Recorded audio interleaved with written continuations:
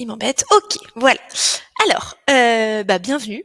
Merci à tous d'être là aujourd'hui. Donc, le sujet premier pas vers mon site web, sujet hyper challengeant. J'ai vachement hésité à ce que j'allais vous mettre dedans parce qu'il y a tellement de pas avant le site web. Bon, comme toujours dans tous les webinars que je peux faire ou même dans la formation, j'essaye toujours de faire des choses hyper actionnables. Là, mon objectif, c'est que vraiment tout le monde, en sortant de ce webinar, vous ayez des choses à faire, des choses que vous avez pu commencer à faire avec moi et que vous puissiez voilà me recontacter d'ici une semaine en me disant Léopoldine, j'ai fait ce que tu as dit, ça marche, c'est cool et du coup je suis débloquée et je peux avancer. Alors, je me présente très rapidement. Du coup, moi, je m'appelle Léopoldine. Je suis la fondatrice de Web My Day. Et avant d'être la fondatrice de Web My Day, j'étais web designer à mon compte. Un tout petit mot sur Web My Day, alors surtout pour vous expliquer pourquoi moi aujourd'hui, pourquoi les conquérantes m'ont fait confiance et m'ont invité à ce webinar. Donc Web My Day aujourd'hui, c'est l'école pour tous les apprentis super-héros du digital. En un autre mot, on va vous proposer des formations pour vous rendre autonome sur les métiers du digital. Alors soit pour en proposer, soit pour proposer vos services, soit pour être vous autonome dans votre business. La formation va s'adapter évidemment en fonction de l'objectif final. Alors, comme toujours, j'ai toujours ma grosse tête devant mes trucs. Hop là. Du coup, chez WebMyDay, comment ça se passe? On est sur un programme d'accompagnement de 2 mois avec une plateforme e-learning accessible à vie. Alors chez nous, les vidéos sont très courtes. Alors ça va pas avec ce que je vais faire aujourd'hui parce que je vous fais une grosse vidéo de 2 heures. Mais c'est vrai que moi, je suis plutôt sur les vidéos courtes. On va plutôt avoir 30 vidéos de 3 minutes avec une vidéo, une action, ce qui permet à nos apprenants vraiment d'être dans le vrai et de venir appliquer tout de suite. Donc ça, c'est sur la plateforme e-learning. Un formateur attitré qui sont des experts du métier, donc qui sont vraiment là pour vous accompagner sur la technique, mais aussi sur la stratégie, un support pédago en moins de 24 heures, et surtout, et ce que je préfère chez WebMyDay, une communauté d'entraide hyper bienveillante. Ils sont 500 aujourd'hui, ça échange sur absolument tout, les galères clients, les galères du site web, des promos, ils achètent des trucs ensemble, enfin voilà, c'est super, c'est vraiment bonne ambiance, et surtout c'est hyper bienveillant. Tout le monde a suivi la formation, tout le monde est à peu près au même stade, même s'il y en a qui ont une expérience de 2 ans et d'autres qui démarrent. Voilà, tout le monde est passé par là, donc l'ambiance est plutôt bonne. Ceci étant dit, du coup, je vous propose qu'on démarre sur notre sujet. Donc, pour rappel, le sujet, c'est premier pas vers mon site web. Donc, voici le sommaire que je vais vous expliquer très rapidement. En termes de déroulé, du coup, là, bon, j'ai vu que tout le monde a coupé son micro. Vous êtes hyper rapide. Vous êtes plus rapide que moi, donc c'est cool. Merci. Ça évite effectivement les interférences. Par contre, n'hésitez pas à le désactiver si vous avez une petite question rapide. Vous pouvez la mettre dans le chat ou vous pouvez lever la main et demander à prendre la parole. C'est absolument le bienvenu. Moi, ça m'évite de parler tout seul pendant 2 heures. N'hésitez pas aussi, parfois je vais vous inviter à échanger, à me donner votre avis sur quelque chose. N'hésitez pas pareil à mettre dans le chat ou à allumer le micro. La bonne nouvelle, c'est que j'ai 2 écrans, donc je vous vois. Je vous vois au-dessus de moi. Donc voilà, je vois les questions, je vois les mains levées, je vois les caméras, je vois les micros. On est vraiment dans un moment d'échange, donc n'hésitez pas. Dans la présentation également, je vous ai prévu 2 ou 3 moments d'atelier où je vous laisserai donc un petit temps pour travailler. Donc voilà, donc là pareil, n'hésitez pas, moi je resterai là. N'hésitez pas à rallumer les micros, à me dire ça marche pas, au secours. Voilà, je suis là pour ça, profitons de ce temps. Si c'est OK pour tout le monde, du coup, je vous propose donc le sommaire suivant. Donc, numéro 1, un site internet. Pourquoi faire? Et je suis contente parce que d'abord, d'habitude, c'est un sujet quand je propose le sommaire, tout le monde me dit pourquoi faire? Je sais pourquoi faire. Mais là, quand je vous ai demandé au début, il y en a pas mal qui se posent déjà cette question. Donc, je suis contente d'avoir choisi de mettre cette partie dans le webinar. Ensuite, on va passer sur la partie numéro 2, construire l'architecture de son site. Dans les termes un peu techniques, on appelle ça l'UX design, user experience. Donc, on va faire une partie là-dessus. Il y aura aussi une petite partie activité. Ensuite, on va regarder les indispensables avant de commencer la création de votre site, de quoi vous avez besoin monétairement ou juste en termes de logiciel, de quoi vous avez besoin pour commencer. Et enfin, une petite mise en pratique sur WordPress. Donc moi, je voulais vraiment faire quelque chose de concret. Si tout se passe bien, normalement, on va installer notre premier WordPress ensemble et on va commencer à les bidouiller dessus. Si c'est OK pour tout le monde, n'hésitez pas à mettre un petit commentaire si vous avez des questions sur le sommaire. Et si c'est OK pour tout le monde, je vais démarrer. Alors, un site internet, Pourquoi faire? Donc comme dit, c'est une question que je mets absolument tout le temps dans mes webinars parce que aujourd'hui, plus je fais de webinars, plus je me rends compte que le réflexe au site internet est peut-être parfois un peu trop rapide. Je lance mon activité, faut que je sois sur le web et je fais un site internet. C'est pas faux, mais après il faut garder en tête que le site internet, ça a un coût si on le fait faire, ou ça a un coût de temps si on le fait soi-même. Donc c'est pour ça que je vais vous proposer des pistes de réflexion, une matrice à faire tourner avant de prendre la décision ou non de créer votre site web. Et donc pour moi, la première question à se poser, la première matrice à faire tourner, ça va être la place de votre site web dans le tunnel de vente. Reprenons les mots un peu plus simplement. Est-ce que mon site web me sert pour faire des ventes, et s'il me sert, à quel moment est-ce qu'il me sert? Et vous verrez que répondre à cette question, ça va vous permettre déjà vous de savoir du coup s'il est secondaire ou pas. Ça va permettre de définir un budget pour le site web. Et on le verra aussi dans un deuxième temps, pardon. En fonction de sa place, vous n'allez pas créer le site web de la même façon également. Donc c'est pour ça que c'est vraiment la première question que je vous invite à vous poser, et c'est la première question que je demande à toutes les personnes que j'ai au téléphone quand elles veulent rejoindre la formation Web My Day sur la partie WordPress.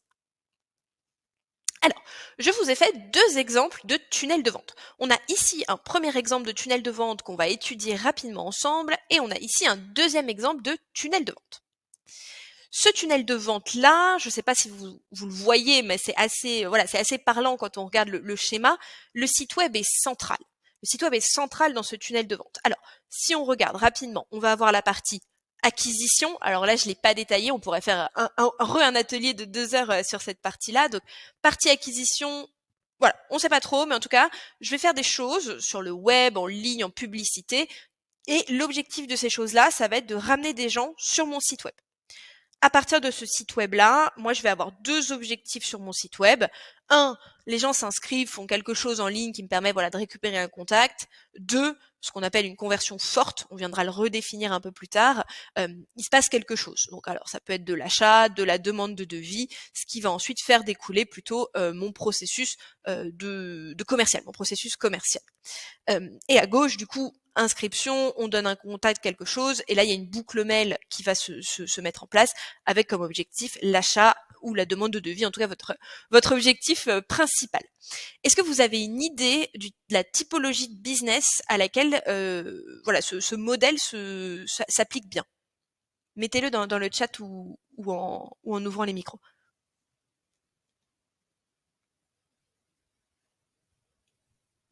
Pas d'idée? Il y en a parmi vous qui ont ce modèle-là.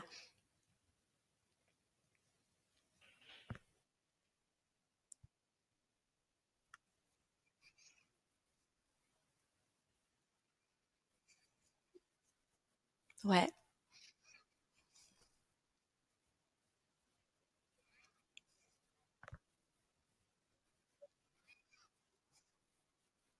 Mmh.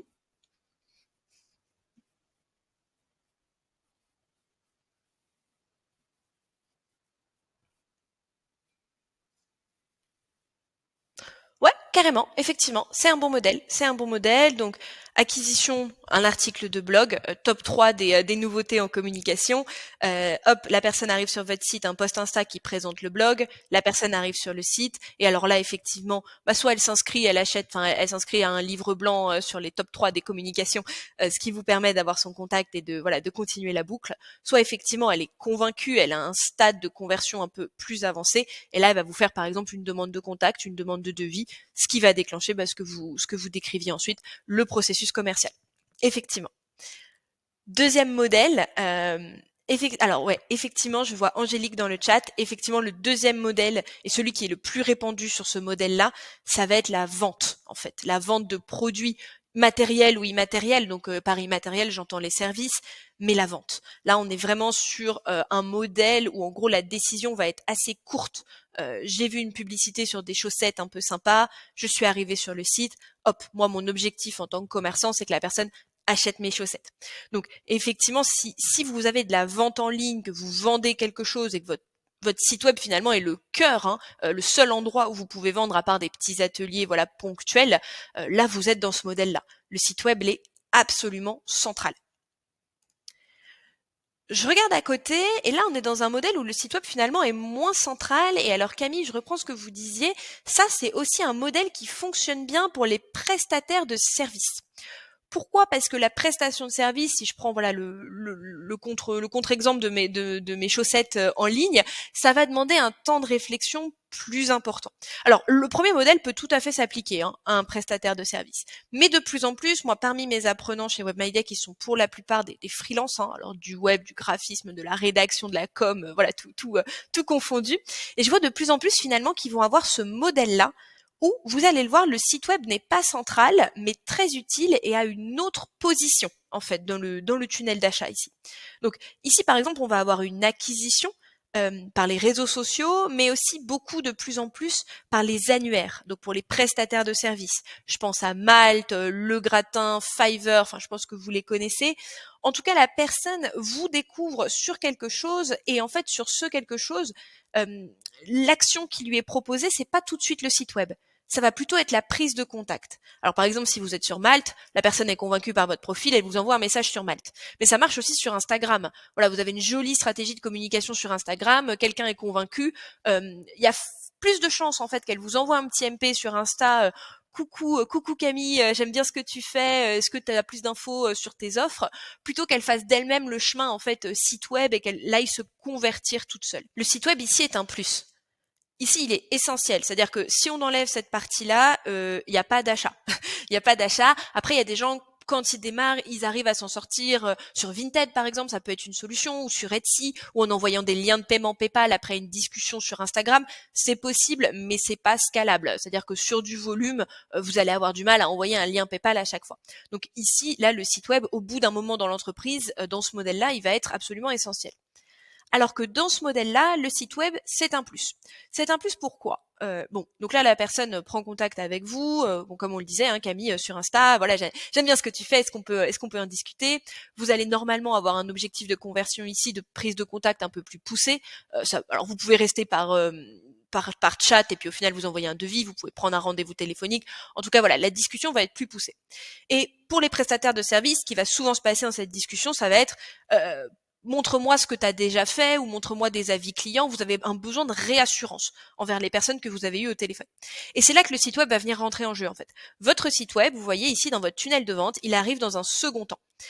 Vous avez déjà eu la personne au téléphone, vous avez déjà eu l'occasion d'expliquer vos offres, vos valeurs ajoutées et tout ce que vous voulez, et le site web va venir asseoir la légitimité et va venir prouver tout ce que vous avez dit au téléphone.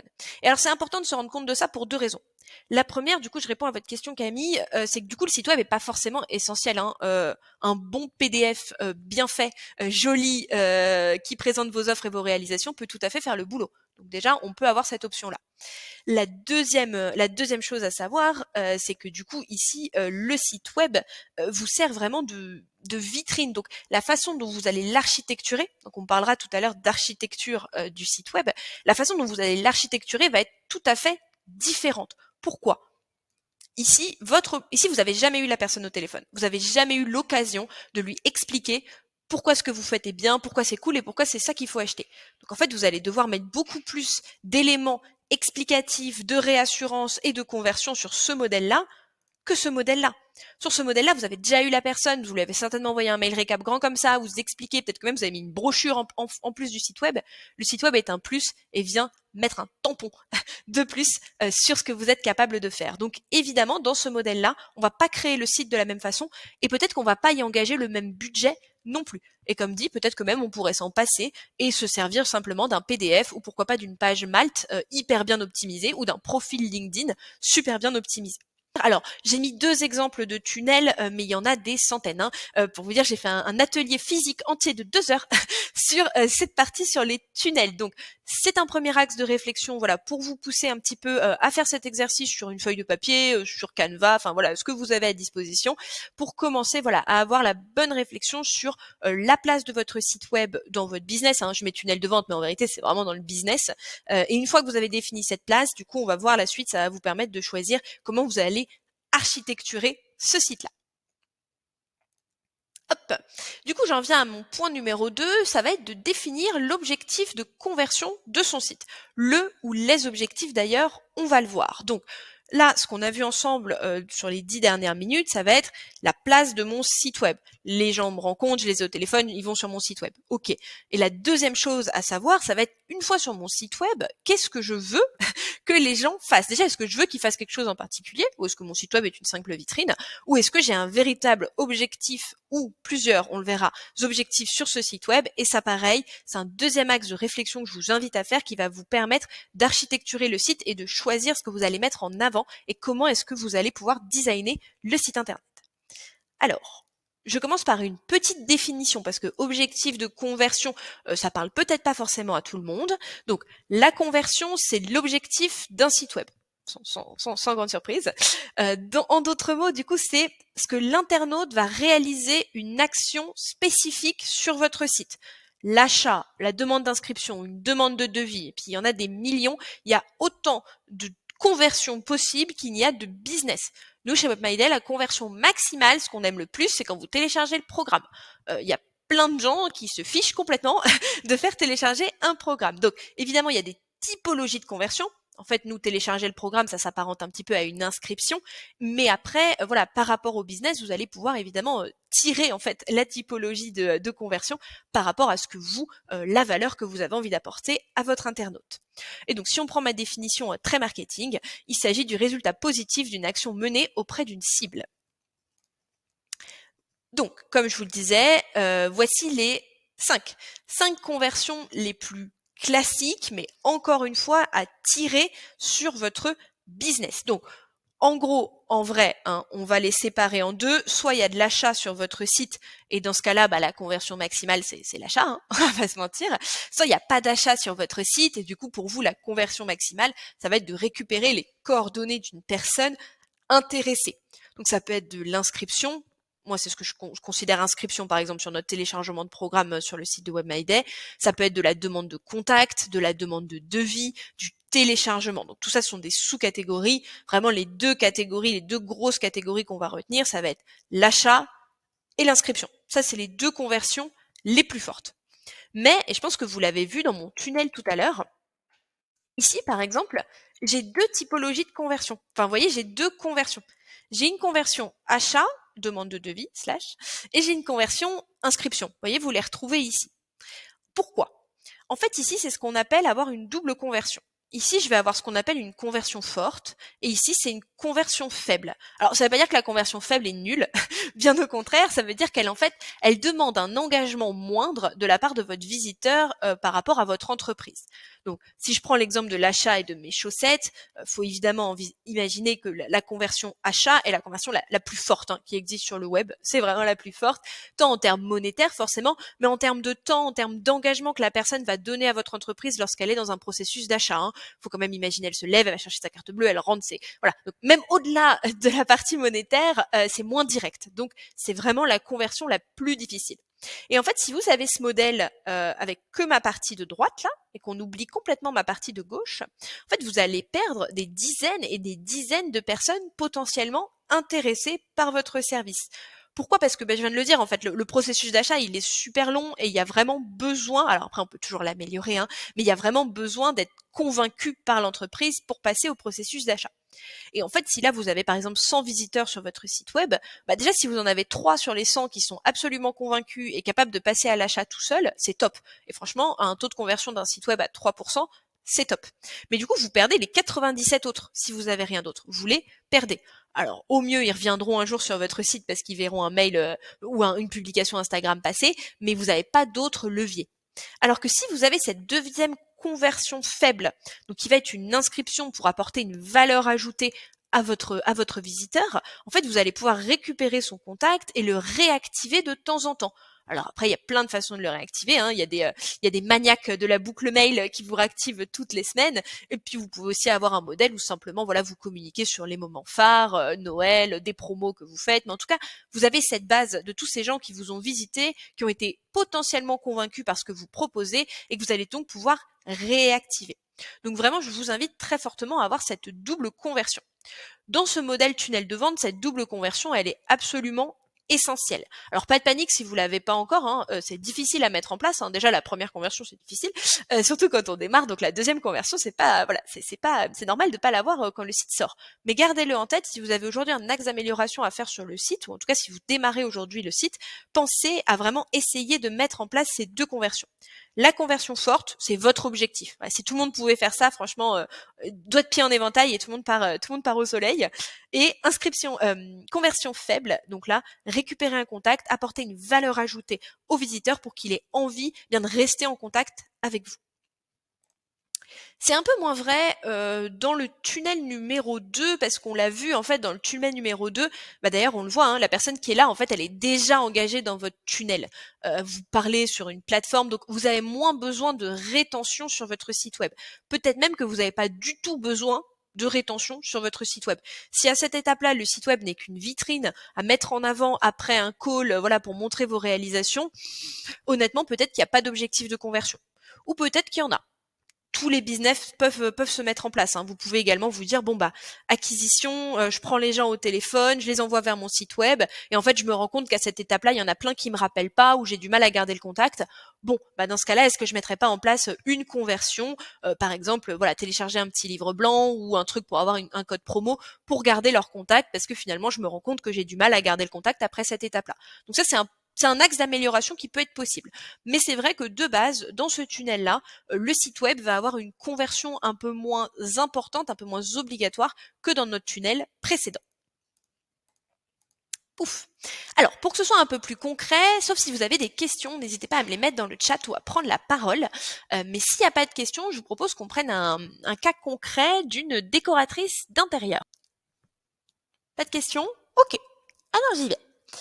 Alors, du coup, on prend un business, donc Caroline, décoratrice d'intérieur, donc la partie acquisition, donc ce que j'avais en noir tout à l'heure dans mon petit schéma.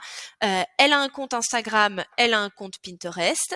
L'objectif de cette acquisition pour elle, double, ramener du trafic sur son site web. Donc vous voyez ici, on est dans quelqu'un qui fait de la prestation de service, mais le site web est quand même central. Elle a fait ce choix-là et créer une audience engagée autour du sujet de la décoration. Donc ça, c'est ce qu'elle a en termes de stratégie d'acquisition en haut avec un objectif ensuite de ramener les gens sur son site web. Et du coup, donc elle, site web central, tunnel numéro 1. Mais une fois que les gens sont sur son site web, du coup, elle a deux objectifs principaux. Elle va essayer de prouver sa légitimité dans le domaine et mettre en avant son style. Alors c'est vrai pour Caroline, décoratrice d'intérieur, mais c'est vrai pour beaucoup de prestataires de services. C'est vraiment un des objectifs premiers du site web, ça va être de prouver ce que vous faites et que vous savez de quoi vous parlez. Donc, prouver sa légitimité. Et elle, la deuxième chose, eh bien son objectif fort, on va dire, c'est d'obtenir des prospects via une demande de devis. Elle a un site web, du coup, qu'elle alimente toutes les semaines avec un article de blog. Donc voilà Caroline, donc qui a travaillé son tunnel de vente, sa stratégie d'acquisition et la conversion sur son site. Et on regarde tout de suite ce que ça donne, version stratégie. Donc, on a ici une acquisition avec, donc on l'a dit, Instagram, Pinterest, un petit peu de référencement, avec comme objectif premier le site web. Donc ici, vous voyez, on est dans le tunnel numéro 1, site web au maximum. Ensuite, deux objectifs de conversion sur ce site web. L'objectif fort, la demande de devis. L'objectif faible, inscription newsletter. Donc ça peut être par exemple, toutes les semaines, je vous envoie les 3 tendances déco, laissez-moi votre mail. Exemple, inscription newsletter. Et de là, de cette inscription de newsletter, du coup, elle a une boucle mail qui démarre, donc ça pourrait être voilà tous les lundis, on envoie les 3 tendances déco de la semaine. Et évidemment, l'objectif de cette boucle mail est d'aboutir, et bien sûr, à notre objectif fort, qui est la demande de devis. Et donc ensuite ici, je vous ai un peu plus détaillé la partie commerciale. Donc la demande de devis se passe sur son site internet, le devis est envoyé par mail, prise de rendez-vous, envoi du devis réajusté, signature. Donc vous voyez, dans ces modèles-là, c'est intéressant parce que à la fois le site web est central, à la fois une fois qu'il a fait son taf, c'est-à-dire qu'une fois qu'il vous a envoyé le prospect, on s'en sert plus beaucoup. Je trouve ça intéressant de s'en rendre compte, alors que c'est pas du tout la même chose ici. Ici, vous avez eu la personne au téléphone, vous l'avez renvoyé vers votre site web. Je pourrais continuer ma boucle comme ça, envoie du devis, hop, on retourne sur le site web, on re-regarde le portfolio, on refait un appel, on retourne sur le site web, on re-regarde le portfolio. Donc c'est intéressant aussi de se rendre compte que le site web peut être central et utilisé qu'une seule fois comme vecteur d'acquisition, comme le site web peut être non central, mais en fait utilisé plein de fois comme vecteur de réassurance. Pouf. Est-ce qu'il y a des questions sur la partie stratégie digitale de Caroline, ou est-ce que c'est clair pour tout le monde? Pas de questions. Ok. Alors, du coup, vous allez voir, on va changer d'échelle à chaque fois. Donc là, on a fait l'échelle numéro 1, mon site web, où est-ce qu'il est dans ma stratégie business. Une fois que j'ai décidé où est mon site web dans ma stratégie business, eh bien, les gens sur ce site web, qu'est-ce que j'aimerais qu'ils fassent? Donc, une fois qu'on a fait ça, en fait, on reste quand même dans de la stratégie, hein. On n'est pas dans, on n'est pas dans du concret, on est dans de la stratégie. Vous pouvez très bien faire ça sur un bout de papier. Et d'ailleurs, je vous invite vraiment à le faire à la sortie de ce webinaire. Vous allez voir, c'est un exercice qu'on pense tout bête au début, mais en fait, ça va vous apporter énormément de réflexion et ça va vraiment vous permettre d'aller beaucoup plus loin dans l'utilisation du web. Mais du coup, la deuxième étape, ça va être de construire l'architecture de son site. C'est-à-dire qu'une fois que vous avez eu cette réflexion, mon site web est central, et puis ma conversion, ça va être la demande de devis et une inscription de newsletter. Bon, bah, une fois que ça c'est fait, on change d'échelle et on va devoir venir travailler l'architecture de son site. Donc, globalement, à quoi va ressembler mon site matériellement, hein, pour arriver à la conversion et à l'objectif que j'ai défini, du coup, en partie 1. Ce qui m'amène du coup à vous faire une petite introduction à l'UX design. Donc l'UX design, donc UX c'est un acronyme pour User Experience, donc en français expérience utilisateur. Donc l'UX design c'est un ensemble de règles et de bonnes pratiques avec comme objectif premier concevoir un produit avec l'expérience client la plus agréable et la plus claire possible. Alors, on pense beaucoup à l'UX design. Alors, je ne sais pas si vous aviez déjà entendu ce terme-là. En tout cas, quand on en parle aujourd'hui, on en parle surtout pour le web. Il y a beaucoup d'UX designers, c'est un métier qui est en train d'exploser. Mais en fait, l'UX design, ça s'applique pas qu'au web. L'UX design, ça existe depuis que la société de consommation existe et qu'on a eu besoin de faire des produits pratiques, ergonomiques. Alors l'exemple le plus parlant et le plus connu, hein, alors moi j'ai fait une formation du UX design, c'était un petit peu ce que je voulais faire avant tout ça. Le premier exemple qu'on vous donne, c'est celui du ketchup. Donc ici, vous avez vraiment deux modèles d'UX design qui se font face. Vous avez le modèle pratique, l'UX design donc de la bouteille de ketchup en plastique que vous connaissez tous. Le ketchup coule plus facilement, c'est chouette. Par contre, force est d'admettre que c'est un peu moins joli, un peu moins marketing que la deuxième qu'on connaît tous, la bouteille en verre où on prend un vieux couteau pour aller racler le ketchup à la fin. Donc celle-là, typiquement, elle est pas pratique. Donc ici, on a un combat. Ah, j'ai mes lumières qui reviennent. Ici, on a un combat de deux philosophies de l'UX design. Ici, on a voulu jouer sur la partie ergonomie, alors qu'ici, on a voulu jouer sur la partie esthétique. C'est pas un très bon choix de la part de Heinz parce que une des règles premières de l'UX design, ça va être justement de mettre les deux ensemble. Et un bon UX design, c'est quelque chose qui va avoir à la fois de l'ergonomie et de l'esthétisme. Et alors du coup, on en revient à ce qui nous intéresse, donc la partie site web. Donc l'UX design, comme dit, on en entend beaucoup plus parler sur la partie web. Et du coup, qu'est-ce que c'est sur la partie web? Alors ça va être concevoir un site web ou une application d'ailleurs, mais enfin là on va parler du site web, de sorte à ce que l'expérience utilisateur soit la plus agréable et la plus efficace possible. Et donc on va avoir trois objectifs principaux à travailler sur notre site web. L'objectif de conversion, qu'on a déjà vu avant. Vous voyez, je l'ai mis en grand au-dessus parce qu'en fait, si vous n'avez pas ça, vous pouvez pas travailler ceux d'en dessous. Évidemment, on va travailler une facilité, une ergonomie par rapport à l'objectif final, ce qu'on espère que les gens fassent sur notre site. Donc, sur notre site, les b.a.-ba de l'UX design, numéro 1, l'objectif de conversion de mon site, et numéro 2, ergonomie, facilité. J'aurais pu mettre esthétisme également, mais sans vous embrouiller, l'esthétisme, c'est un autre pan de l'UX design qui s'appelle l'UI design, user interface. Alors malheureusement, on n'aura pas le temps d'en parler ensemble parce que c'est trop long. Mais je serais ravie de vous refaire un cours là-dessus parce que c'est vraiment un sujet qui me passionne. Mais en tout cas, gardons en tête que l'UX, ça va être la praticité, l'ergonomie. Pouf. Alors, petit chiffre parce que je me permets de le mettre parce que nous, chez WebMyDay, le module 1, c'est UX Design. Et alors, j'en ai, ils sont super contents de l'avoir. Et puis, j'en ai qui grognent un peu parce qu'ils me disent, ah ouais, mais moi, j'ai envie de commencer à travailler sur WordPress. Pourquoi est-ce qu'on réfléchit à ça avant d'y aller? Eh bien, on y réfléchit pour cette raison-là. Un sondage a montré que 68% des gens qui quittent un site affirment le faire par manque de clarté du site. Et moi, c'est pas un chiffre qui m'étonne et je pense pas que c'est un chiffre qui vous étonne. Je pense que 1 million de fois vous avez fait l'exercice, vous voyez une pub sur Facebook ou quoi, vous cliquez, vous arrivez, vous comprenez pas, est-ce que c'est des chaussettes, est-ce que c'est des écharpes, est-ce que c'est fait main, est-ce que c'est made in France, vous comprenez pas dans les 3 secondes, vous partez. En fait, c'est une des règles aussi qu'on nous apprend en UX au tout début, lorsqu'un internaute découvre votre site internet, il vous accorde 1 à 3 secondes de son attention. Donc si dans les 1 à 3 secondes de son attention, il n'a pas compris ce que vous faites et pourquoi c'est bien pour lui, il s'en va. Donc c'est ça tout l'intérêt premier de l'UX, évidemment, ça va être la rétention. Donc garder les gens qui arrivent chez vous et à éviter ce qu'on appelle l'effet de bounce. Donc bounce, c'est je clique, hop, ça me va pas, je m'en vais. Donc le premier intérêt de l'UX, ça va être la rétention. Et le deuxième intérêt, ça va être la conversion. Donc objectif numéro 1, les gens arrivent, ils comprennent tout de suite de quoi ça parle et ils ont envie de rester. Objectif numéro 2, en naviguant, ils comprennent mieux, facilement et ils arrivent rapidement à la conversion que vous avez préparée pour eux. Alors, du coup, bon, évidemment, on n'a pas le temps ensemble de voir toutes les règles du X, mais ce que j'avais envie de faire avec vous, c'est d'apprendre vraiment la première chose à faire quand on commence à réfléchir à l'UX de son site, ça va être de travailler l'architecture globale de son site. Alors, pour moi, il y a 4 questions essentielles à vous poser quand vous venez travailler l'architecture globale de votre site. Pardon. Donc, les 4 questions à se poser. La première, ça va être quelles sont mes offres?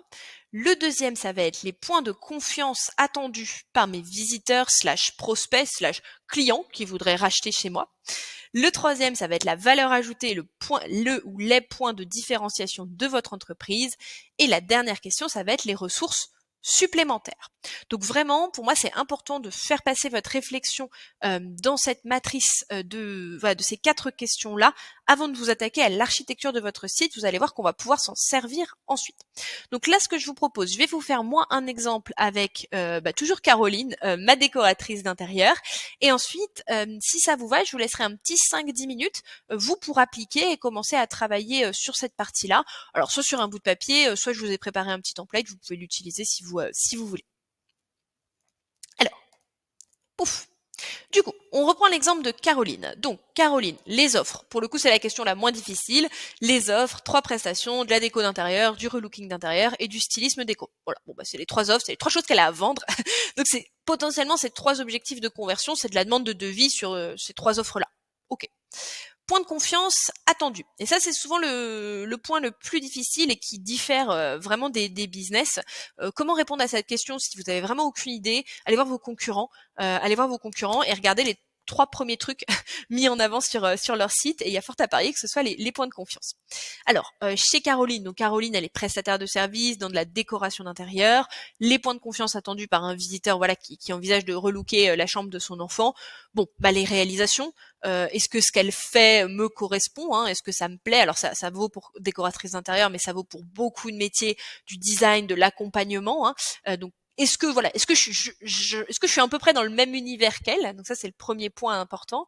Nombre de clients. Alors ça, quand on démarre, c'est toujours un pain point parce que c'est vrai que les gens ont tendance à être rassurés par le témoignage client, le nombre de personnes accompagnées ou même des belles marques que vous avez déjà pu accompagner. Et enfin, les 2 autres choses, alors ça c'est surtout vrai pour les indépendants, ça va être la partie humaine de la personne qui va délivrer le service. La sympathie, l'expertise. Et ça, c'est des choses qu'on peut mettre en avant sur son site internet. Ensuite, valeur ajoutée et point de différenciation. Donc pour Caroline, ça va être le fait qu'elle soit indépendante, alors notamment en termes de tarification, hein, elle est un peu moins chère qu'une grosse agence de déco d'intérieur. Elle est dévouée parce qu'elle est indépendante, elle a peu de clients, donc voilà, elle est vraiment là pour vous. Et elle a de jolis projets à son actif, elle en est très fière, elle a vraiment fait au moins déjà 3-4 super beaux projets qu'elle peut mettre en avant sur son site. Et ça, pour elle, c'est un vrai point de différenciation. Ressources supplémentaires, eh bien Caroline, elle a un blog, donc elle va pouvoir mettre en avant, comme je vous le disais, le but, ça va être d'avoir la meilleure rétention possible, donc d'avoir les gens qui restent sur votre site le plus longtemps possible. Donc c'est pour ça que je vous pose la question de la ressource supplémentaire. Et Caroline, sa ressource supplémentaire, c'est le blog. Et donc, l'architecture du site de Caroline, après s'être posé toutes ces questions-là, ça va donner ça. Donc, son site s'appelle... perdu ma souris. Tac. Donc, son site s'appelle... alors, vous voyez pas ça, vous voyez ça. Son site s'appelle donc La Petite Décoratrice. Elle a proposé donc 4 cinq pages principales qui vont venir en fait répondre à ce qu'on a retrouvé ici, hein, les points de confiance, la valeur ajoutée. Donc 5 pages. Donc en point de confiance, elle a besoin de ses réalisations, de sa sympathie, son expertise, dans ses valeurs ajoutées. Pareil, les réalisations, hein, les jolis projets, l'indépendant, dévoué. Donc pareil, ça revient un petit peu à ici la sympathie, l'expertise. Et donc tout ça, comment est-ce qu'elle va le mettre en avant dans l'architecture de son site? Elle va le mettre en avant juste ici. Donc le qui suis-je pour la partie réassurance, sympathie, indépendante. Et la partie univers aussi, hein, dans les qui suis-je, on a des prestataires qui vont vraiment expliquer j'ai baigné dans l'univers je sais pas, des étoiles toute ma vie, voilà, je suis très sur l'univers de la jungle pour la décoration, donc c'est aussi un endroit où elle va pouvoir partager qui elle est, ses valeurs ajoutées en tant que prestataire, en tant qu'humain, et puis aussi pourquoi pas l'univers sur lequel elle aime travailler. De la même façon, elle va avoir cette partie-là dans la partie réalisation. Donc réalisation, qu'est-ce que j'ai déjà fait? Les gens sont contents. Alors peut-être un témoignage client. Vous allez avoir aussi encore une fois une partie sur son univers. Et vous voyez qu'entre les deux, on a placé les prestations. C'est quelque chose qui est assez courant en UX. À chaque fois que vous mettez en avant quelque chose d'un peu plus commercial, on essaye de mettre en avant quelque chose de réassurance. Donc là, on le voit très bien. Donc la page d'accueil, évidemment, on peut pas y couper. La page qui suis-je, boum, premier tampon de réassurance. Ensuite, on enchaîne sur nos prestations avec 3 niveaux, hein, pour bien venir différencier les 3 prestations qu'elle propose. Et ensuite, réassurance, ses réalisations et sa ressource supplémentaire pour espérer garder les gens un peu plus longtemps sur son site. Alors, je vous ai mis l'outil juste ici. Voilà, donc c'est exactement la même chose, hein, que sur ma capture d'écran. Je vais vous envoyer le lien de l'outil. La bonne nouvelle, c'est que c'est un outil qui est très facile à utiliser. Donc, je vais juste me mettre sur un projet vierge pour vous montrer. C'est complètement gratuit, donc vraiment, je vous encourage. Donc quand vous arrivez là, voilà, vous avez des petites pages qui sont faites. Ça, ce sont les pages de même niveau, donc accueil, réalisation, qui suis-je, etc. Et en dessous, ce sont les sous-pages. Alors, peut-être que pour certains, la notion de sous-page est pas évidente, donc je vais juste me permettre de clarifier ce point-là.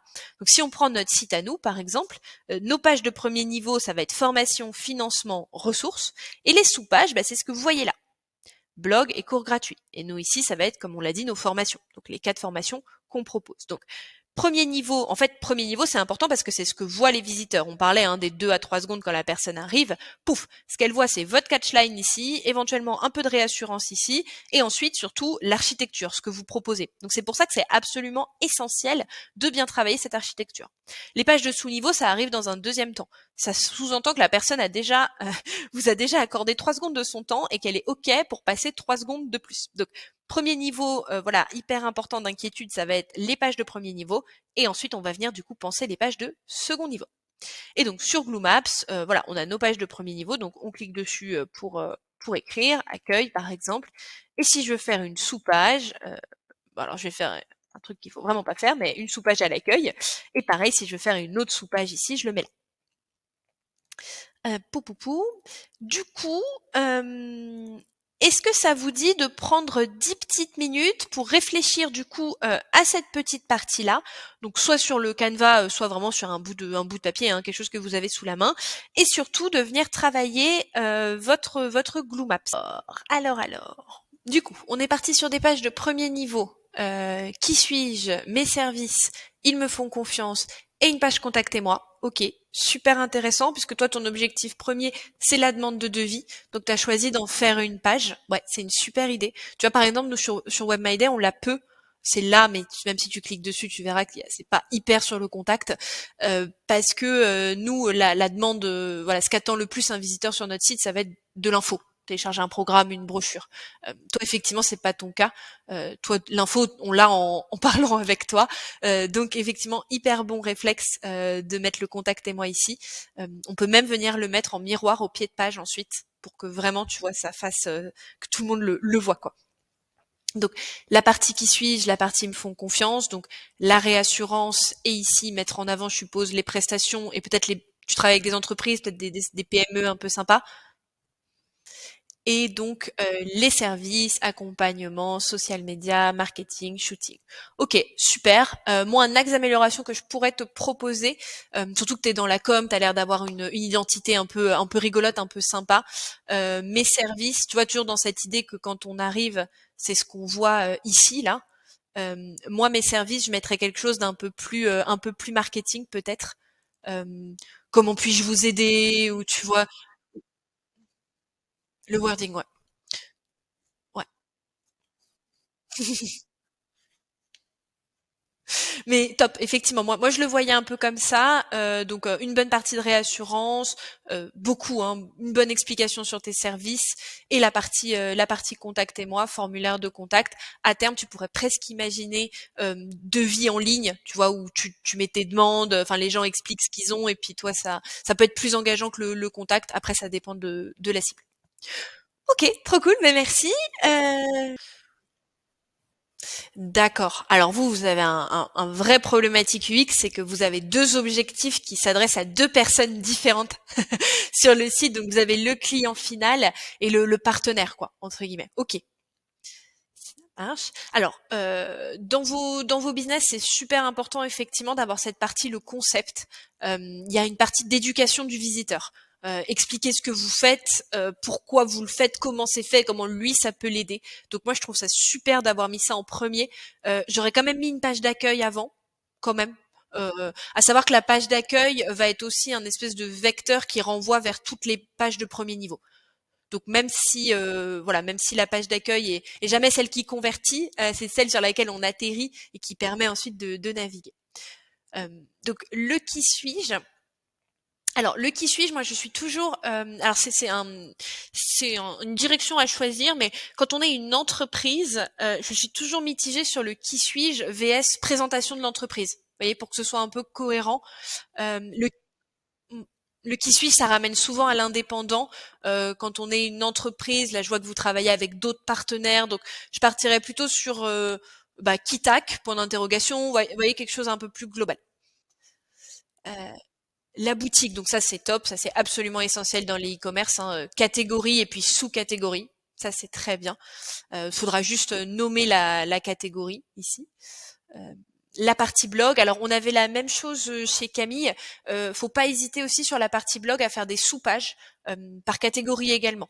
La couture, choisir des tissus, enfin voilà, vous pouvez avoir des catégories. Encore une fois, c'est plus facile à la lecture. Et l'espace pro, alors l'espace pro, moi compris comme ça, j'aurais juste un peu peur que ce soit compris par des boîtes qui veulent acheter les box, donc peut-être plutôt nous rejoindre en tant que professionnels, voilà, que ce soit bien clair. Vous souhaitez exposer dans notre boutique, parce que là, moi, en tant que professionnel, je pense que c'est pour moi entreprise si je voulais acheter des box à tous mes employés, par exemple. En tout cas, super, hyper complet pour le temps, pour le temps imparti. Poc, poc, Alors, maintenant qu'on a un petit peu vu ensemble la partie avant le site web, hein, la stratégie, l'architecture, j'aurais aimé travailler la partie maquettage avec vous, mais j'ai eu peur qu'on n'ait pas le temps. Mais si un jour voilà, vous voulez le refaire, ce serait avec grand plaisir. Et j'ai aussi fait une vidéo sur YouTube si jamais vous voulez aller la voir. Du coup, là, je vous propose qu'on rentre un peu plus dans le dur, qu'on quitte la partie stratégie et qu'on rentre dans la partie concrète. Comment est-ce que je commence la création de mon site web? Et on commence par l'absolument essentiel, mais qui est pas si facile que ça. Et moi, je vois beaucoup de gens qui nous rejoignent chez WebID parce qu'ils sont coincés à ce moment-là. C'est la partie hébergement et nom de domaine. Alors, du coup, quatre choses à garder en tête, absolument indispensables si vous voulez mettre en ligne votre site. Le premier, ça va être un nom de domaine, donc lafnac.com, une formule d'hébergement, donc on viendra le redéfinir ensemble, un CMS, on viendra le redéfinir ensemble, mais vulgarisons-le, un logiciel sur lequel on va pouvoir créer un site web. Et si jamais vous êtes avec WordPress, vous allez aussi avoir besoin d'un thème. Donc la dernière partie, on la verra plus en détail dans la dernière partie, mais là on va s'intéresser du coup aux trois premières, donc le nom de domaine, la formule d'hébergement et le CMS. Alors, qu'est-ce qu'un nom de domaine?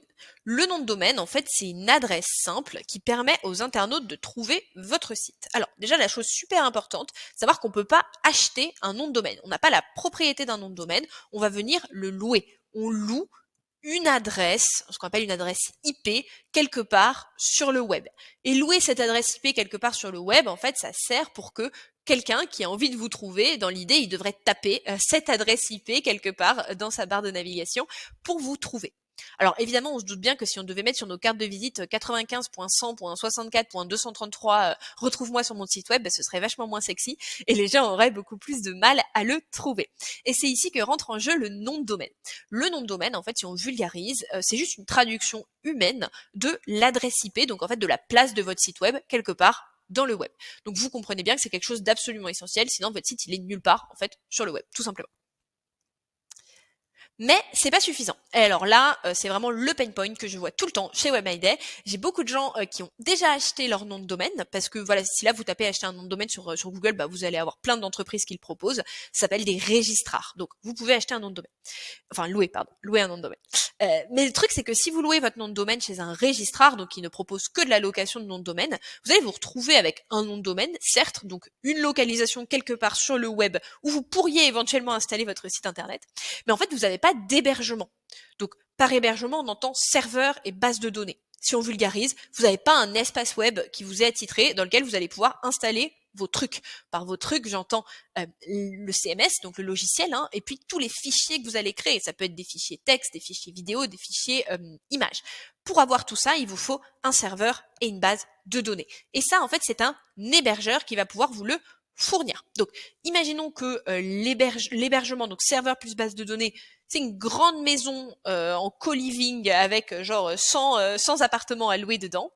Vous allez prendre une formule d'hébergement. Donc en fait, vous prenez une chambre dans cette grande maison, ce qui vous permet de pouvoir héberger, donc mettre en ligne votre site internet. Est-ce que c'est clair pour tout le monde? Donc voilà, coup d'œil sur les hébergeurs. Donc Camille, tu en as déjà cité un, donc c'est Yonos. Nous chez WebMyDay, on recommande Yonos et O2Switch. Très rapidement, à votre niveau actuel là, de création de site internet, quels sont les arguments que vous devez mettre, que vous devez mettre sur la table lorsque vous choisissez un hébergeur? Pour moi, l'argument numéro 1 quand vous êtes débutant, c'est la facilité d'utilisation. Ne vous préoccupez pas dans les débuts de la capacité du serveur, de la capacité de la base de données. Pour vous donner une ordre d'idée, la formule la plus basse de l'hébergeur le moins cher, on peut déjà héberger genre 3 sites dessus. 3 petits sites, 3 sites normaux, on va dire. Donc vraiment, ne vous inquiétez pas de cette problématique-là. Ce qui vous intéresse, vous, c'est que vous ayez un service client et que vous puissiez avoir une interface simple. Et alors, les deux qui répondent le mieux à cette problématique pour moi, ça va être Yonos et O2Switch. OVH, qui est un hébergeur français très connu, mais honnêtement, la prise en main quand on est débutant est absolument horrible. Ça a été pensé par les professionnels et pour les professionnels, et de plus en plus, les professionnels ne veulent plus en entendre parler non plus. Ils vont tous chez O2Switch parce que c'est vraiment trop horrible et le service client est vraiment pas terrible. Donc, si vous démarrez, Yonos O2Switch, Infomaniac également, que moi j'aime beaucoup personnellement, qui va vous offrir le thème Divi, donc on regardera tout à l'heure, qui est sur de l'énergie verte, par contre qui est un poil plus cher. Mais faut admettre que leur service est un peu plus haut de gamme que ce que vous allez trouver chez Yonos et O2Switch. Alors, du coup, une fois qu'on a fait ça, donc on a notre hébergement, notre nom de domaine, maintenant il faut choisir le logiciel, entre guillemets, avec lequel on va travailler son site. Alors, j'ai complètement passé l'étape et le fait que vous puissiez envisager de le coder vous-même, parce qu'évidemment c'est une solution. Aujourd'hui, soit on choisit un CMS, donc un logiciel qui nous permet de créer le site en ligne, soit on va venir travailler from scratch, on appelle ça, donc vraiment on va venir coder le site. Aujourd'hui, moi, je suis partie sur une version no-code. Je vous déconseille de vous lancer dans le codage de votre site si c'est votre premier site web et que vous en avez besoin comme vitrine. La courbe d'apprentissage est bien trop importante pour créer son premier site web. Alors, CMS en anglais, ça veut dire Content Management System. En français, système de gestion de contenu. Globalement, catégorie de logiciels qui permettent de concevoir, gérer et mettre à jour des sites web ou des applications mobiles, de plus en plus, de manière dynamique. Retenez logiciel no-code en ligne qui va vous permettre de travailler, créer et de maintenir un site internet. Alors, parmi les CMS les plus connus, alors on va avoir WordPress évidemment. Dans les anciens, vous avez également Joomla et Drupal, qui aujourd'hui sont quand même vachement plus recommandés pour les grosses entreprises qui ont une grosse équipe tech, parce qu'honnêtement, la prise en main des logiciels, enfin de Joomla, Drupal, n'est pas encore, pas été pensée pour le customer qui commence sur le web. Vous avez les petits nouveaux du marché, Webflow, Wix. Alors Webflow, que moi j'adore en termes de design, d'ergonomie, on peut faire des choses folles dessus. Courbe d'apprentissage lente, c'est un logiciel qui est très compliqué, qui s'adapte plutôt aux designers en fait. Designers / quelques notions de code qui ont envie d'aller un peu plus loin en termes de design. Ensuite, vous avez ceux qui sont très faciles de prise en main, mais qui ont souvent la réputation de pas être top, pas très pro pour son business. Vous avez Strikingly, Wix, et puis vous avez les deux géants, enfin surtout le géant américain et puis le petit géant français qui essaye de se faire une place sur le e-commerce. Donc vous avez PrestaShop et Shopify. À savoir que sur WordPress, on peut bien évidemment créer un e-commerce avec l'extension WooCommerce.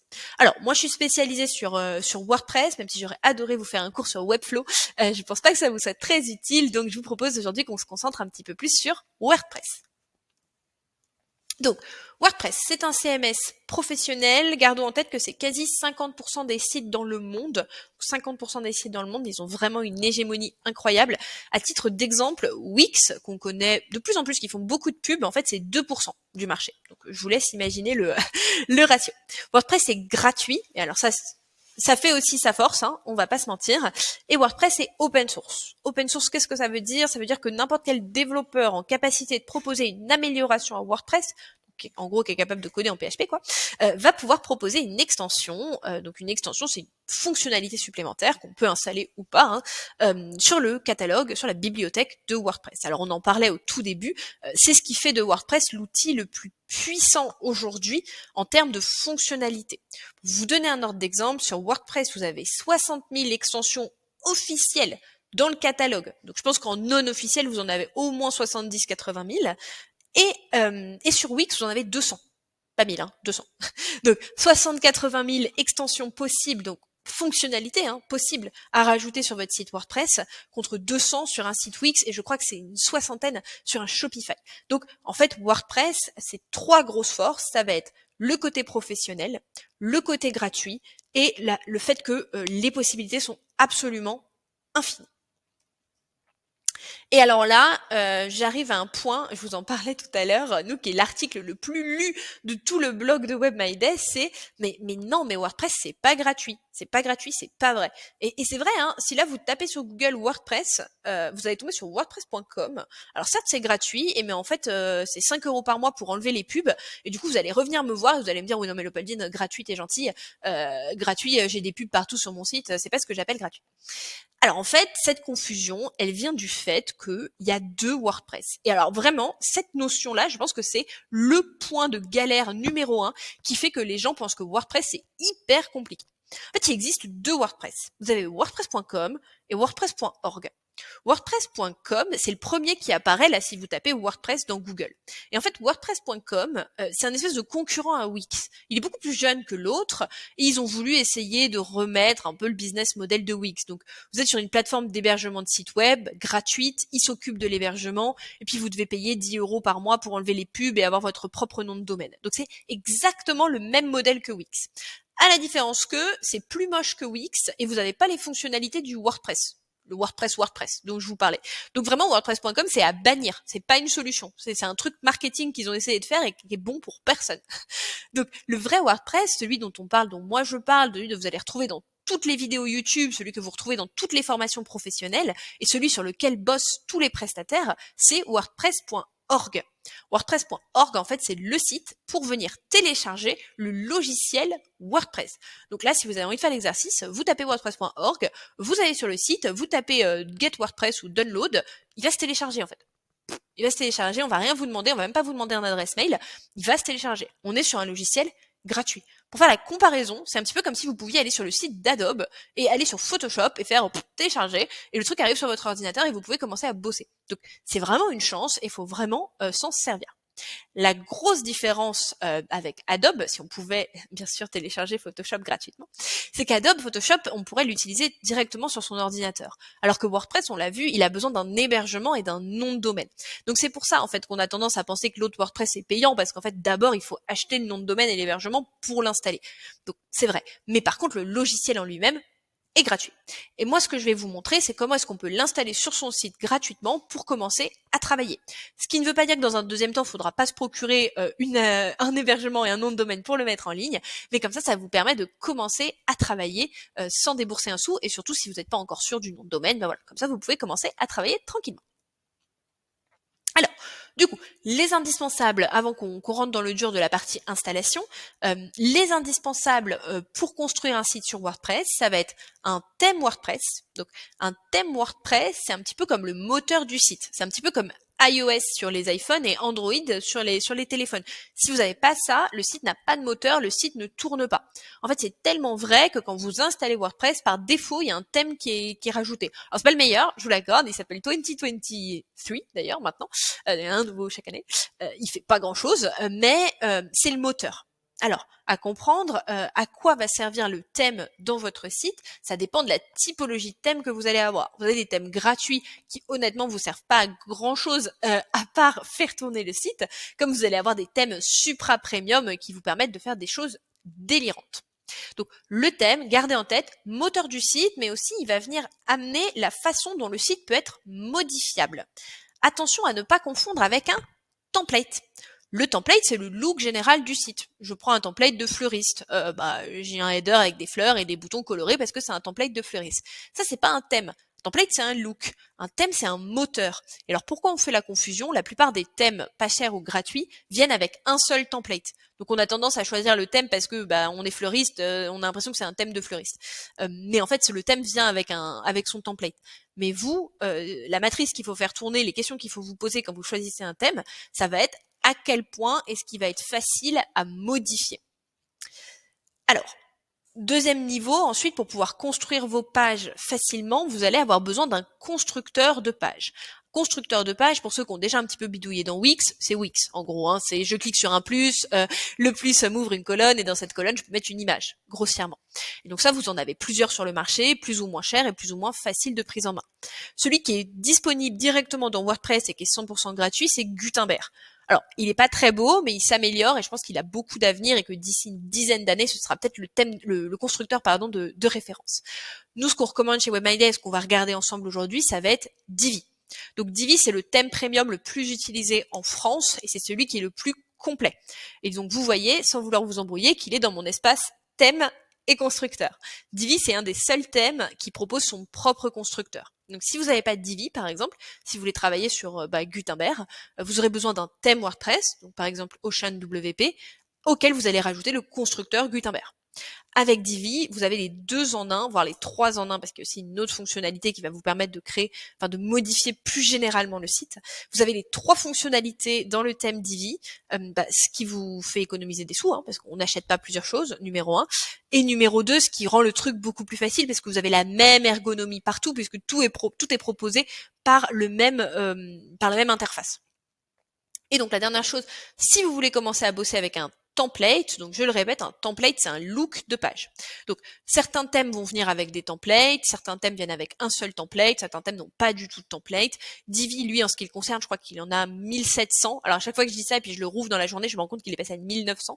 En tout cas, ils en ont énormément et quand vous injectez un template avec Divi, le template se met et ensuite vous avez votre constructeur et vous allez pouvoir le modifier à 100%.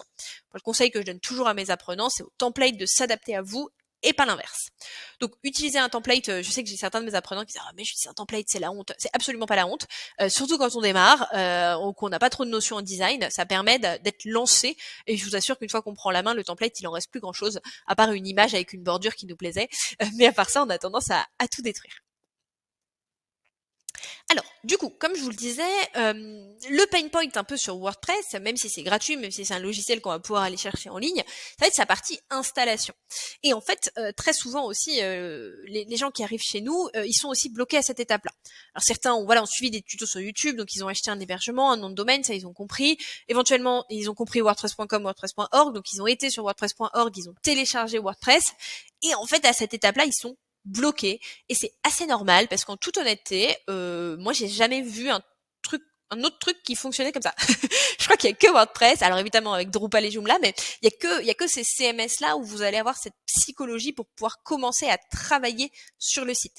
Wix, vous vous créez un compte, vous travaillez. Bon, Adobe, vous payez, vous le téléchargez, vous l'avez sur votre ordi, vous travaillez. Et en fait, WordPress, on peut faire aucun des deux, et c'est pour ça qu'il y a cette confusion, et c'est vraiment à ce moment-là que certains abandonnent et se disent que WordPress c'est vraiment trop compliqué. Alors, on démystifie tout ça ensemble. Il y a 3 façons d'installer WordPress. 2 façons qui sont des façons pour le mettre en ligne et la troisième façon qui vous permet de travailler. Alors le site n'est pas en ligne, mais ça vous permet quand même de commencer à travailler.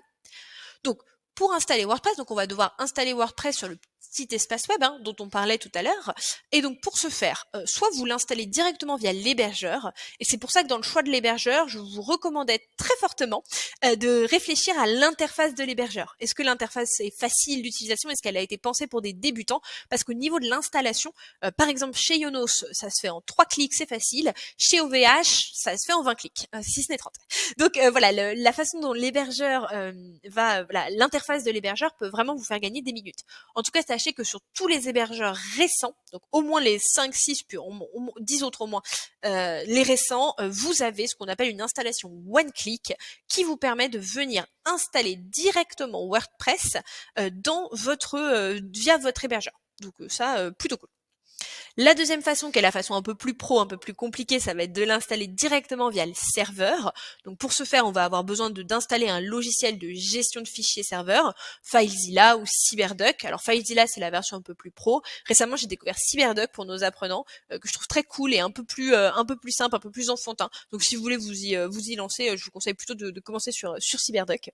Et la troisième méthode, eh bien, ça va être de l'installer en local. Donc c'est ce qu'on va faire ensemble. Donc ne nous méprenons pas, l'installer en local n'est pas une solution pour éviter de se prendre un hébergement. L'installer en local, c'est une solution pour commencer à bosser si vous n'avez pas encore votre nom de domaine et votre hébergement, si vous savez pas encore le nom de domaine que vous voulez, ou si vous n'êtes pas sûr que le site va vous être utile, du coup vous voulez pas tout de suite payer un nom de domaine.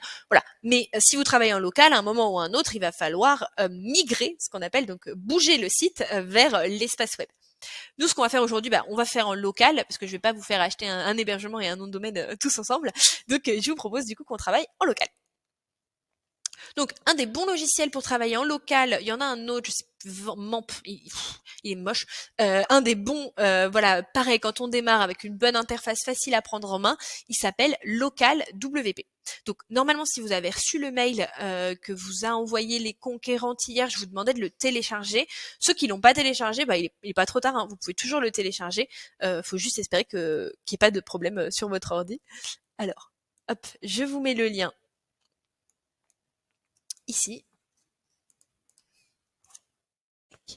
Et du coup, alors moi je vais pas le télécharger parce que je l'ai déjà sur mon ordinateur. Mais voilà, pour ceux qui l'ont pas encore téléchargé, vous cliquez sur Download.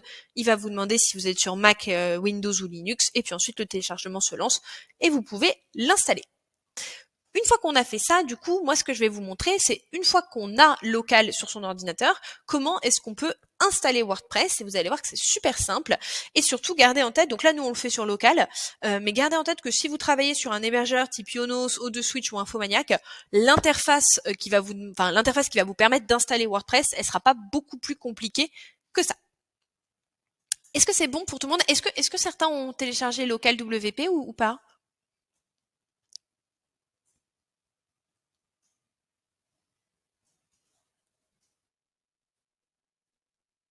Ça marche. Ok, ça marche. Alors, du coup, donc, on voit toujours mon écran? On voit toujours mon écran. Hop. Donc là je suis dans le local. Donc moi je me suis déjà connectée. Voilà, le truc est déjà installé. J'ai de base mon petit site test de WebMyDay. Alors pour les prestataires, je crois pas qu'il y en ait ici, mais local ça peut aussi servir d'environnement de pré-production. Donc où vous pouvez travailler, tester des choses pour vos clients avant de les mettre sur leur site. Donc c'est aussi une autre utilisation. Alors, comment est-ce qu'on crée un nouveau site? Comment est-ce qu'on installe WordPress en local? Eh bien, rien de plus simple.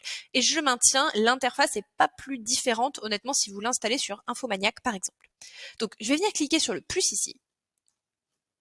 Je vais venir créer Create a new site, Continue. Donc là, je vais créer mon nom de domaine, entre guillemets. Alors évidemment, si vous êtes sur un hébergeur, en fait, là, le nom de domaine que vous avez acheté vous est proposé. Hein.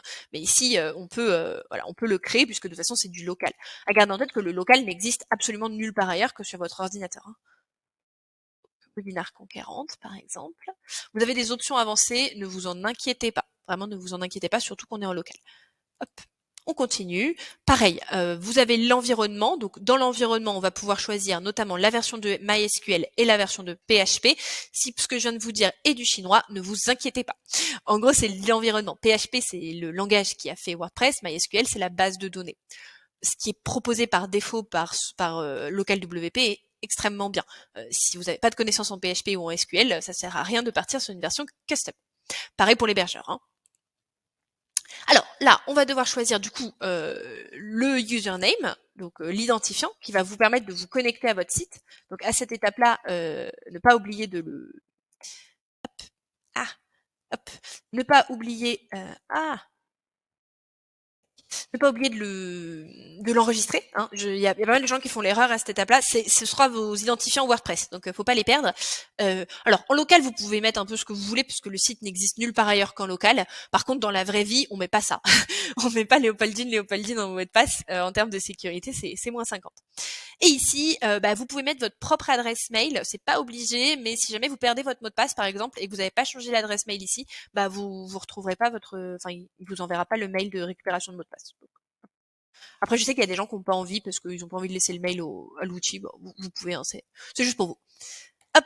Et là, on fait add site. Et c'est tout. On le laisse travailler. Donc en fait, là, il est en train lui-même. Alors, vous n'avez pas été téléchargé WordPress lui-même là dans sa base. Donc, je donne juste l'autorisation à mon ordinateur. Hop. Et donc lui, en fait, qu'est-ce qu'il est en train de faire? Il est en train de copier les fichiers WordPress et de les installer sur l'espace, alors pas web, du coup, local, parce qu'on travaille en local, mais c'est tout pareil. Et voilà. Et il l'a installé. Donc vous voyez, hyper simple et vraiment honnêtement, là, si vous allez sur Yonos ou quoi, c'est exactement la même chose. Et donc le site est prêt. Et si je veux commencer à travailler dessus, eh bien tout simplement, je clique sur WP Admin juste ici. Ce qui m'emmène, me revoilà au milieu, ce qui m'emmène au bon endroit pour me connecter. Alors, je vais juste... Je pense que vous le voyez pas parce qu'il me l'a pas mis au bon endroit. Alors.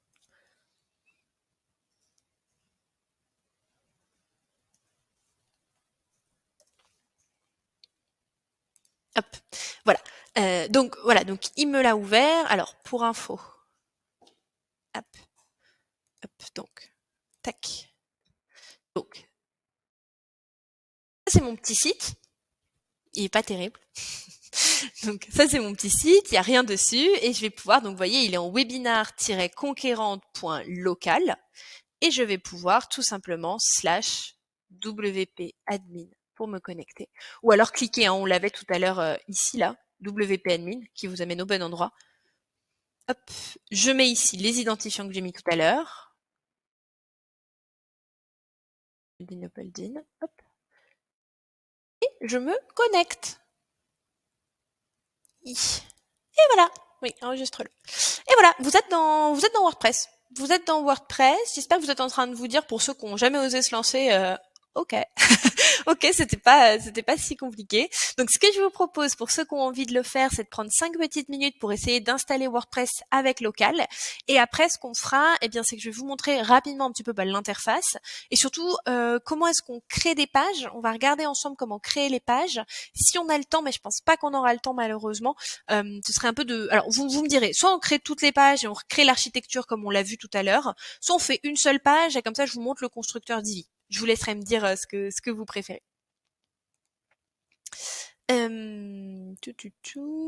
Ouais, du coup, si ça vous va, après si ça vous intéresse pas particulièrement, je continue. Mais voilà, s'il y en a qui ont envie de prendre 5 minutes pour installer local, on peut le faire. Je vous laisse me le dire avec le micro ou dans le chat. Ok. Eh bien, dans ce cas, je continue. Ok, donc on l'a vu tout à l'heure, l'étape. Donc une fois qu'on a installé WordPress, l'étape d'après, eh bien, tac. L'étape d'après, ça va être l'installation du thème. Donc, je le rappelle, hein, thème, moteur du site. Et donc, je vous propose qu'on regarde ça ensemble. Alors, nous, ce qu'on va installer, c'est le thème Divi. Donc, je vous en ai parlé tout à l'heure. Le thème Divi, c'est un des thèmes les plus puissants. J'ai appris récemment que c'était le plus téléchargé, enfin le plus utilisé, le thème premium le plus utilisé en France. Il a un constructeur de pages, un thème builder, et il va nous permettre d'éditer nos pages super facilement. Donc, on regarde ça ensemble. Alors, nous voilà dans WordPress. L'interface n'est pas hyper accueillante, mais ça pourrait être pire. Ce qu'il faut à cette étape-là, c'est ne pas se décourager. Ça reste un outil professionnel, donc évidemment, voilà, on est dans une interface un peu noire, un peu bleue, c'est pas hyper rigolo, mais on va pouvoir commencer à travailler et surtout, vous allez voir qu'on utilise à peu près toujours les mêmes choses. Alors, on parlait du thème tout à l'heure. Alors, je vais peut-être juste me mettre en français, parce que c'est vrai que par défaut, local, il me met en anglais. Hop, ce sera plus facile pour vous. Français normal. Hop là. Bon, bah, au passage, vous voyez comment changer en français. Mais normalement, quand vous l'installez depuis l'hébergeur, comme les hébergeurs sont, enfin, ils savent que vous êtes français, normalement, ils vous mettent la version française. Alors, du coup, donc là, je suis dans mon tableau de bord de WordPress. Hop, donc je me remets là. Et donc, comme dit, vous voyez, il y a beaucoup d'onglets, mais finalement, on va les décortiquer très rapidement ensemble. Et puis surtout, vous allez voir qu'on n'utilise pas beaucoup. Donc, ici, vous avez la partie article. Alors, de blog, pas article commerce. Là, on n'a pas de partie e-commerce parce que j'ai pas rajouté l'extension e-commerce. Donc, c'est ici qu'on va pouvoir voir ces articles de blog, les ajouter, éventuellement gérer les catégories et les étiquettes. Ici, c'est la médiathèque, donc on peut rajouter nos médias. On s'en sert très peu. Vous verrez qu'en fait, depuis les constructeurs, vous rajoutez vos images, elles se mettent là. C'est interconnecté. Ici, évidemment, le plus important, vos pages, toutes les pages, et pour rajouter une nouvelle page. Ici, vous allez pouvoir gérer les commentaires, donc les commentaires sur votre blog, si jamais vous avez activé les commentaires. Ici, et alors là, on va y aller de suite, c'est la première chose qui nous intéresse, ça va être la partie thème. Après, ici, en fonction du thème que vous avez, vous pouvez avoir d'autres choses qui apparaissent. Évidemment, je vous le disais, le thème, c'est le moteur du site, c'est la façon dont il peut être modifié. Donc, en fonction du thème, dans Apparence, ici, vous pouvez avoir d'autres onglets qui vous permettent de faire plus de choses. Ici, on a les extensions, j'en parlais tout à l'heure, les fameuses 60 000 extensions qui vous permettent de rajouter des fonctionnalités. Donc là, les extensions installées, et puis vous pouvez en ajouter. Les comptes, donc votre compte, le compte de votre webmaster, le compte de votre mari, voilà, rien de bien fou. Et ici, les deux petites choses qu'on utilise vraiment très peu, la partie outils, qu'on va utiliser de façon extrêmement ponctuelle pour regarder la santé du site, pour exporter un nombre d'articles. Enfin, voilà, c'est quelque chose de plutôt ponctuel, à savoir que les réglages de base de WordPress sont bien faits, vous n'avez pas à les repasser en fait. Pareil pour les réglages ici, pas grand chose à faire à part une chose absolument essentielle, ça va être de définir votre page d'accueil. Tout simplement. Je ne sais pas pourquoi c'est là, je sais pas pourquoi c'est là par défaut, mais c'est là. Faut le savoir, je sais que c'est une des premières choses qui peut bloquer. Alors du coup, on va voir tout de suite notre histoire de thème, donc apparence thème. Et donc comme je vous le disais, par défaut, en fait, il y a un thème qui vous est ajouté, qui est le thème proposé par WordPress. Il y en a un chaque année, donc là on est en 2023, avant on était en 2021, et ce sont des thèmes qui ont une, vous l'avez vu, hein, voilà, ils ont à peine d'identité graphique, enfin voilà. Et en termes de modification, vous allez être très très bloqué, ça va être très difficile. Donc je vous déconseille de rester sur ce thème-là. De toute façon, il n'a pas été fait pour ça. En tout cas, surtout pas pour des débutants. Donc moi, je vais venir ajouter mon thème Divi. Donc le thème Divi est payant. Moi, du coup, je l'ai acheté. Donc je vais venir téléverser. Si ça vous intéresse, je vous avais fait un lien où vous pouvez le télécharger. Alors évidemment, je peux pas vous le donner gratuitement, mais ce que je peux vous donner, c'est une version d'exercice. En fait, vous n'avez pas de licence, donc vous pourrez pas faire les mises à jour. Mais si vous voulez commencer à vous exercer sur Divi pour voir un petit peu si ça vous plaît avant de l'acheter, je peux vous prêter ça. Alors, du coup, je vais aller chercher moi.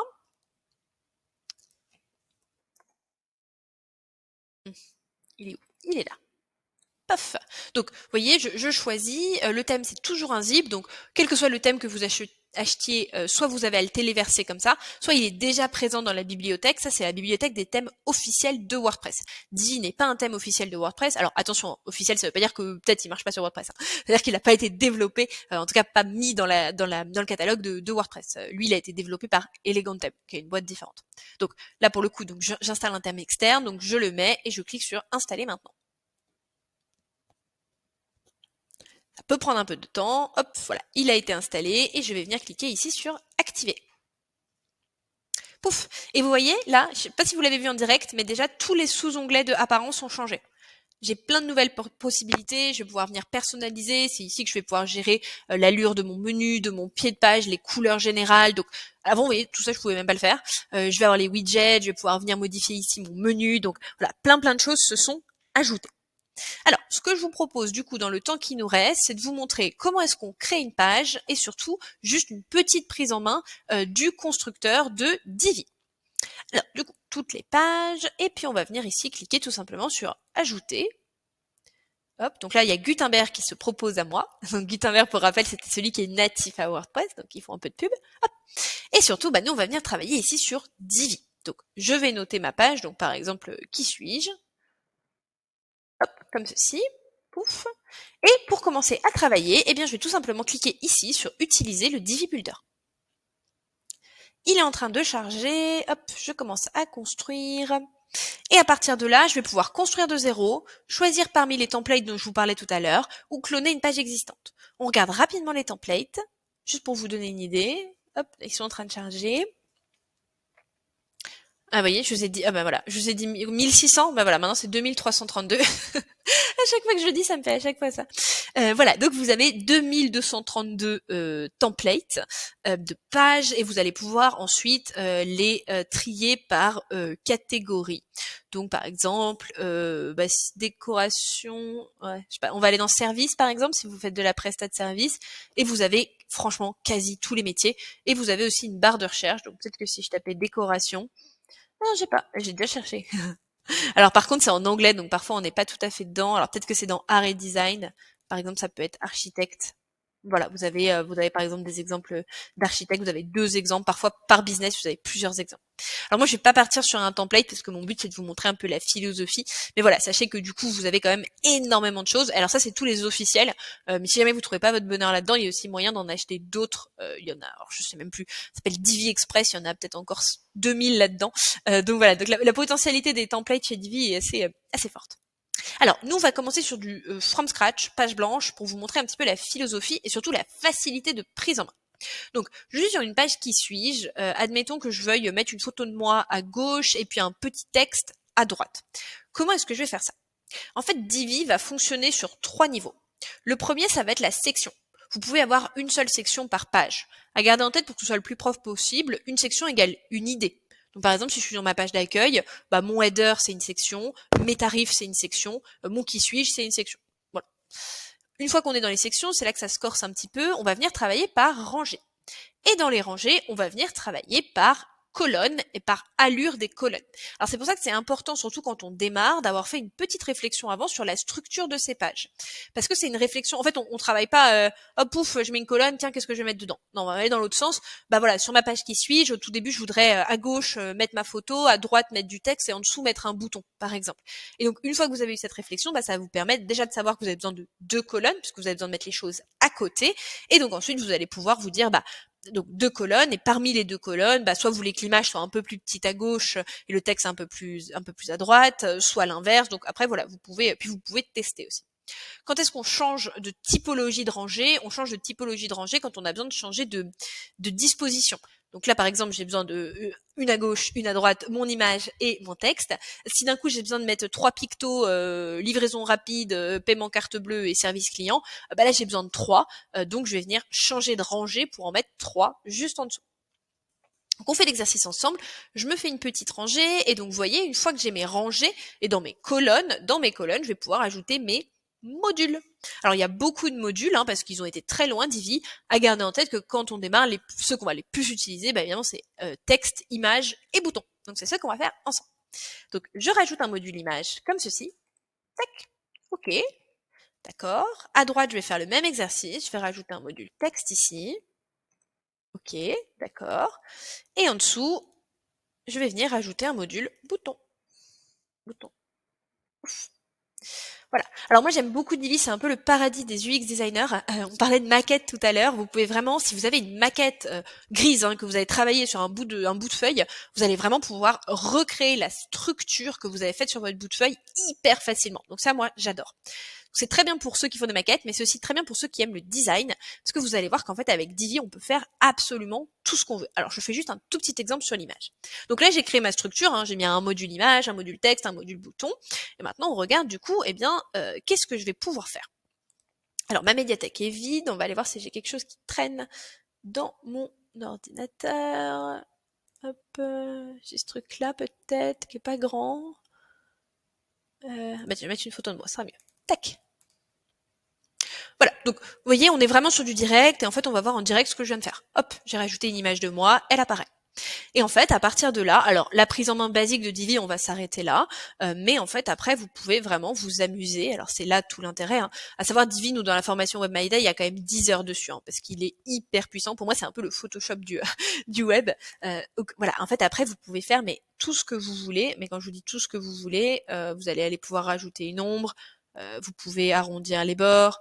Vous pouvez mettre des couleurs de bordure, enfin, on est vraiment sur un outil de création en termes de design qui est absolument incroyable. Donc ça c'est pour l'image, on a on a la même capacité sur la partie texte par exemple. Donc titre, je crée mon titre, pouf. Et de la même façon, et vous voyez, une des forces de Divi, en fait, c'est qu'on voit en direct ce qui se passe. Et ça, il y a peu de constructeurs qui ont fait ça. Il y a Divi, il y a un peu Gutenberg et Elementor. Donc, vous voyez, enfin voilà, je change en direct. Là, j'ai toute la palette de couleurs. Je peux changer l'espacement. Enfin, on peut vraiment aller super loin. Alors, au début, on fait des trucs un peu affreux parce que on a tendance voilà à tester le truc, mais bon après on se recentre et puis on se fait une jolie charte graphique et on peut vraiment l'appliquer hyper facilement. Et en fait là j'ai un autre à faire, hein. Là je le publie et alors c'est pas en ligne parce que je suis en local, mais dans l'idée c'est là quoi. Pouf et voilà.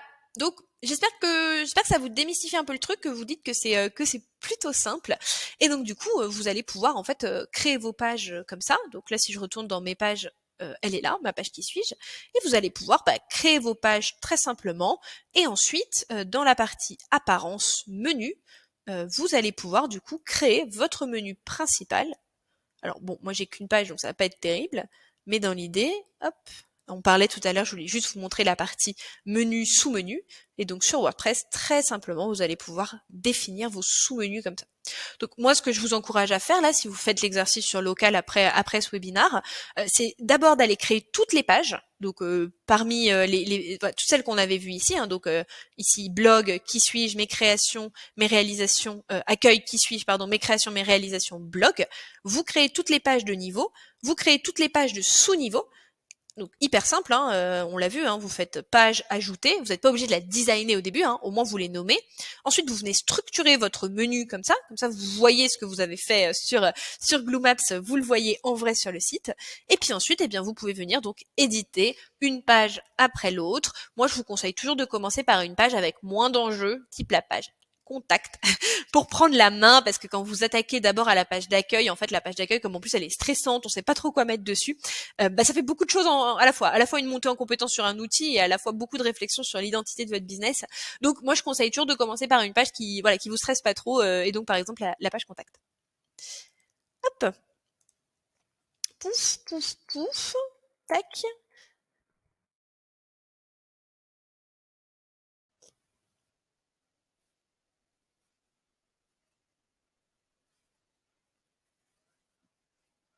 Alors on peut pas avoir deux thèmes par contre, hein. Par contre, on peut avoir deux constructeurs. Par exemple, on pourrait, parce que Divi, on peut aussi acheter que la partie constructeur. Après, c'est pas recommandé parce que ça va être très lourd pour le site, en fait. Et si on bascule d'un, d'accord. Alors, et puis pas forcément d'intérêt, Elementor est très bien également. Après, c'est des choix de prise en main. Moi, j'ai toujours préféré Divi. Elementor, il va avoir cette partie sur la gauche un peu plus fixe. Il est un tout petit peu moins développé en termes de design que Divi. Mais honnêtement, si votre site est fait avec Elementor, gardez Elementor. Hop, voilà. Mais de mon côté, j'ai fini. Petit mot du coup, on a deux petites surprises pour vous. donc avec les conquérantes, on vous offre donc 10% de réduction sur votre formation, donc la formation de votre choix aujourd'hui, dans 2 ans, dans 10 ans, comme vous le souhaitez. Et la deuxième petite chose, c'est que on peut vous proposer 7 jours de cours gratuits par mail que j'ai écrit moi. Si jamais vous voulez les recevoir, vous pouvez mettre un petit mot dans le chat et puis je vous ajouterai au cours. Voilà, merci beaucoup. J'espère que ça vous a plu.